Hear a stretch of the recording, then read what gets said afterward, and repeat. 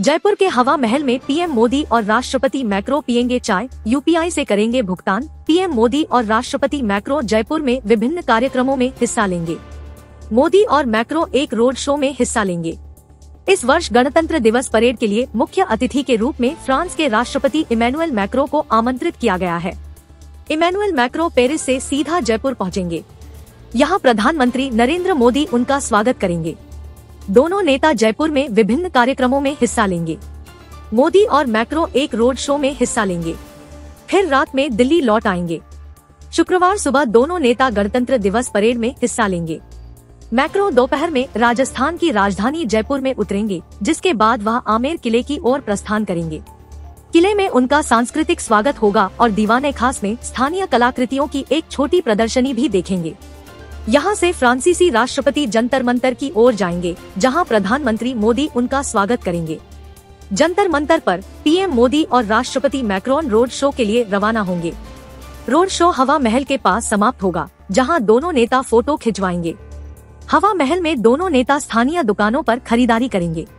समाचार एजेंसी आनी की रिपोर्ट के अनुसार यहाँ दोनों नेता भुगतान के लिए यूपीआई का इस्तेमाल कर सकते हैं।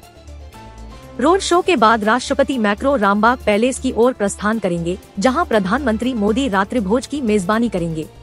मैक्रो दिल्ली के लिए विमान से सीधे जयपुर हवाई अड्डे जाएंगे, क्योंकि वह गणतंत्र दिवस पर मुख्य अतिथि हैं। महिला कर्मचारी से जूते का लेस बंधवाने वाले चितरंगी एसडीएम को मुख्यमंत्री ने हटाया। सिंगरौली के चितरंगी तहसील अंतर्गत में पदस्थ एसडीएम चितरंगी की महिला कर्मचारी से खुद के पैर में जूता पहनवाते हुए फोटो सोशल मीडिया पर हुई है। अभी बांधवगढ़ एसडीएम द्वारा ओवरटेक करने पर युवक की पिटाई का मामला ठंडा भी नहीं कि एक और एसडीएम की तस्वीर सामने आई है। सिंगरौली के चितरंगी तहसील अंतर्गत में पदस्थ एसडीएम चितरंगी की महिला कर्मचारी से खुद के पैर में जूता पहनवाते हुए फोटो सोशल मीडिया पर वायरल हुई थी। यह तस्वीर सामने आने के बाद एसडीएम ने महिला को माता तुल्य बताया था, लेकिन मुख्यमंत्री मोहन यादव ने एक्स हैंडल पर एसडीएम को हटाने का निर्देश दिया है। तस्वीर वायरल होने से स्थानीय प्रशासन में हड़कंप मच गया है। यह घटना 22 जनवरी की बताई जा रही है। 450 वर्ग फीट तक के निर्माण के लिए 24 घंटे में जारी होगी भवन अनुज्ञा। मंत्री कैलाश विजयवर्गीय ने नगरीय विकास संचालनालय का किया औचक निरीक्षण। प्रदेश में अब 450 वर्ग फीट तक के भूखंड पर भवन निर्माण करना आसान होगा। इसकी भवन अनुज्ञा की अनुमति 24 घंटे के अंदर जारी की जाएगी। इसके लिए नगरीय विकास एवं आवास मंत्री कैलाश विजयवर्गीय ने संचालनालय में औचक निरीक्षण के दौरान अधिकारियों को निर्देश दिए हैं। अब अधिकारी इसकी कार्य योजना बनाएंगे, इसके बाद इसे लागू किया जाएगा। नगरीय विकास संचालनालय का निरीक्षण करते हुए विजयवर्गीय ने सभी विभागों और अधिकारियों की जानकारी ली, साथ ही सभी कार्यालयों में जाकर निरीक्षण किया। इस दौरान अधिकारियों को तय समय सीमा में और गुणवत्तापूर्ण काम करने की नसीहत दी। उज्जैन जिले के माकड़ौन में ट्रैक्टर से गिराई सरदार पटेल की प्रतिमा, रॉड से तोड़ी, विवाद के बाद पथराव। उज्जैन जिले के माकड़ौन में विवाद के दौरान पथराव किए जाने की सूचना भी मिली है। जिले के माकड़ौन क्षेत्र में सरदार पटेल की प्रतिमा क्षतिग्रस्त करने पर विवाद हो गया। प्रारंभिक जानकारी के अनुसार दो पक्षों में जमकर विवाद हुआ। घटना गुरुवार सुबह की बताई जा रही है। बताया जाता है कि अज्ञात लोगों ने यहां सरदार वल्लभ भाई पटेल की प्रतिमा को उखाड़कर तोड़ दिया। इसके बाद विवाद की शुरुआत हुई। इस दौरान दो पक्षों के बीच पथराव भी हुआ। सूचना के बाद पुलिस भी मौके पर पहुंच गई। विस्तृत विवरण की प्रतीक्षा है। यह भी पता चला है कि कुछ लोगों ने ट्रैक्टर को मूर्ति पर चढ़ाकर उसे गिरा दिया। इसके बाद पत्थर और राड के जरिए मूर्ति को क्षतिग्रस्त कर दिया गया। इसके बाद दो पक्ष आमने सामने हो गए। मूर्ति लगाने को लेकर विवाद सामने आ रहा है। इंदौर में खुद के पैरों पर खड़ी हुई निर्मला अब अन्य महिलाओं को बना रही आत्मनिर्भर। आजीविका मिशन और बैंक से 2 लाख रुपए का लोन मिला और खुद का काम शुरू कर दिया। निर्मला खराड़ी कुछ वर्षों पहले तक निर्मला खराड़ी बमुश्किल आजीविका चला रही थी।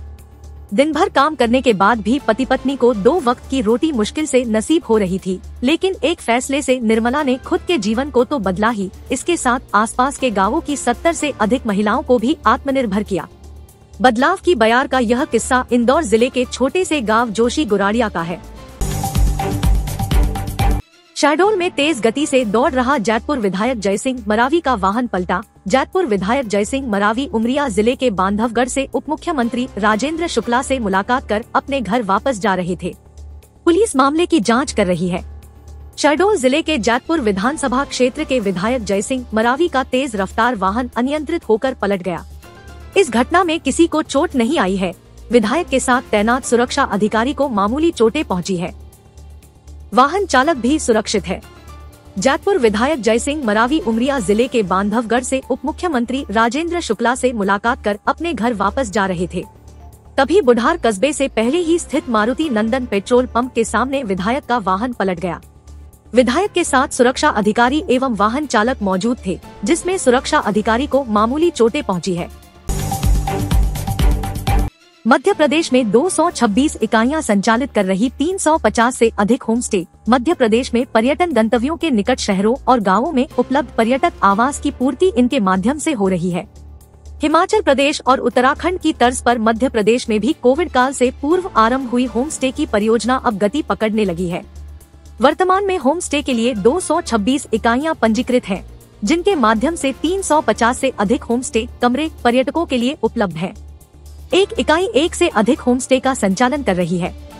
पर्यटन बोर्ड की ओर से दी गई सब्सिडी से बने इन होम स्टे का संचालन ज्यादातर महिलाएं कर रही हैं, जिन्हें पर्यटन विभाग समय समय पर प्रशिक्षित करता है। कई जनजातीय महिलाओं को भी इससे रोजगार के अवसर उपलब्ध हुए हैं। इंदौर के नेनोद गांव के पास एकदन सोसाइटी में दिखा तेंदुआ। दहशत में रहवासी लोगों ने वीडियो बनाकर वन अफसरों को भेजा, फिर शुरू हुई सर्चिंग। सुपर कॉरिडोर क्षेत्र में घूम रहा तेंदुआ बीते 10 दिन से वन कर्मियों को छकाने में लगा है।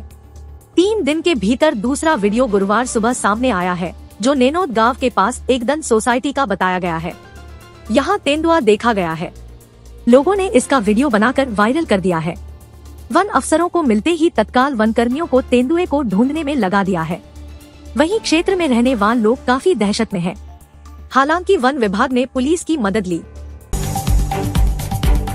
डिंडौरी के गाड़ासरई क्षेत्र में वाहनों के ऊपर जमी बर्फ। अमरकंटक में पारा 4 डिग्री सेल्सियस पर 4 पहिया वाहनों के साथ खरपतवारों में बर्फ जमी देखी गई। इस वर्ष पहली बार बर्फ जमने के साथ तेज ठंड पड़ी है। डिंडौरी जिले में तेज ठंड का असर जारी है। गुरुवार की सुबह घर के बाहर खड़े 4 पहिया वाहनों के साथ खरपतवारों में बर्फ जमी देखी गई। इस वर्ष पहली बार बर्फ जमने के साथ तेज ठंड पड़ी है।